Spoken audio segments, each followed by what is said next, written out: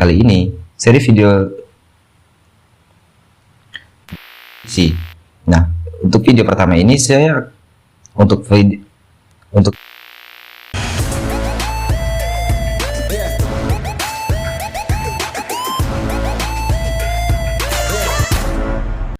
Assalamualaikum warahmatullahi wabarakatuh. Selamat datang kembali teman-teman di kanal YouTube saya yang sederhana ini.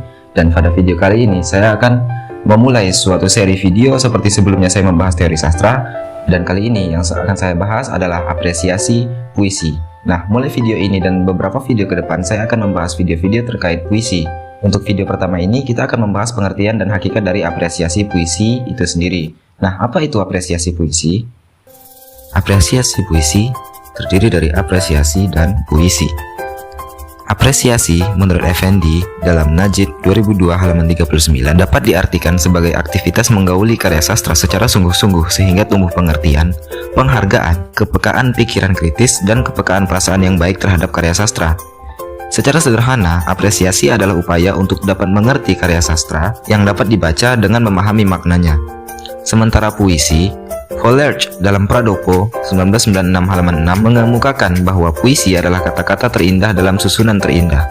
Wordsworth mempunyai gagasan bahwa puisi adalah pernyataan perasaan yang imajinatif, yaitu perasaan yang direkakan. Atau secara sederhana, kamu pasti tidak asing dengan apa itu puisi. Salah satu jenis karya sastra yang populer berupa rangkaian kata yang tersusun indah untuk mengungkapkan berbagai perasaan. Lalu, apa itu apresiasi puisi?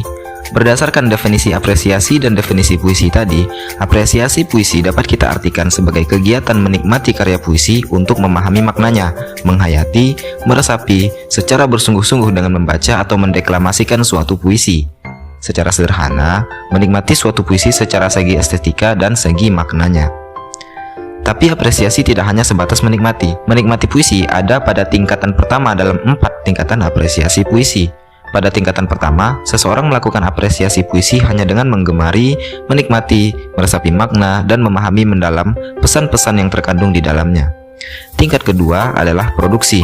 Produksi maksudnya setelah menggemari dan menikmati puisi, tentu muncul daya intelektual dari penikmat untuk menghasilkan suatu karya yang serupa, menciptakan puisi sendiri dari inspirasi yang didapat berdasar puisi yang dinikmati, dibaca, dan diresapi maknanya.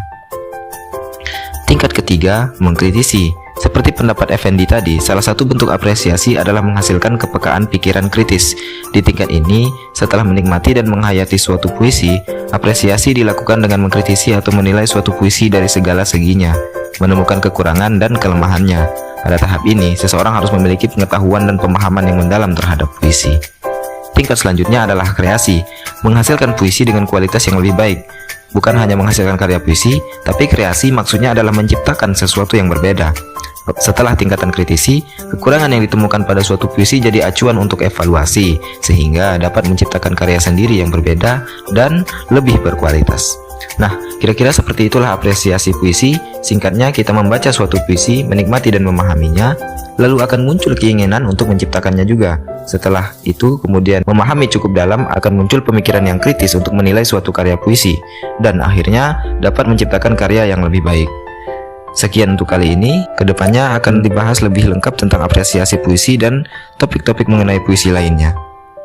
Nah, cukup sekian untuk video pertama dari seri apresiasi puisi kali ini. Semoga dapat dimengerti dan semoga bermanfaat. Seperti biasa, sebagai penutup saya ucapkan terima kasih telah menonton video ini. Sampai bertemu di video selanjutnya. Saya Khairul Rizky. Terima kasih.